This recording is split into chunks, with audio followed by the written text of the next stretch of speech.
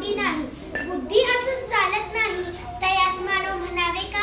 ओळखलात का म्या सावित्री? सावित्री ज्योतिबा फुले. सातारा जिल्ह्यातील खंडाळा तालुक्यातील नायगावच्या खंडोजी नेवासे पाटलांची मी मुलगी. अवघ्या 9व्या वर्षी ज्योतिराव फुले या माणसाशी माझं लग्न झालं. हळूहळू मला कळायला लागलं की ज्या माणसाशी माझं लग्न झालंय तो सर्वसाधारण माणूस नाही, तर या जगाला ऊर्जा देणारा क्रांती सूर्यच आहे.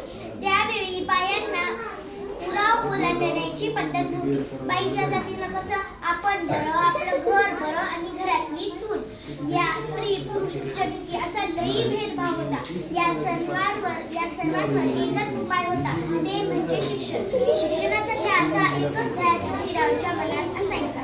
शिक्षणाचं प्रसारण करण्यासाठी ते एकदा एका शाळेत गेले. तेव्हा त्यांना भरार नावाच्या ब्रिटिश मॅडम म्हणाले, मिस्टर फुले, तुम्हाला शिक्षणाचे प्रसारण करायचे आहे ना?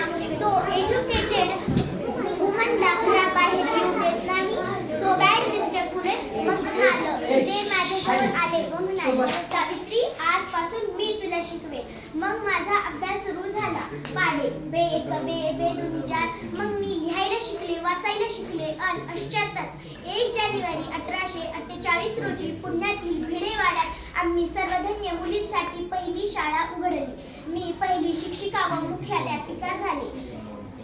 शेपट्यासारखं जगलात तर काम तमाम होईल, पण जर वाघासारखे जगलात तर नाम होईल. विद्येविना मती गेली, मतीविना गती गेली, गतीविना नीती गेली, नीतीविना वित्त गेले, वित्तविना श्रुत खचले. एवढे अनर्थ एका अविद्येने केले.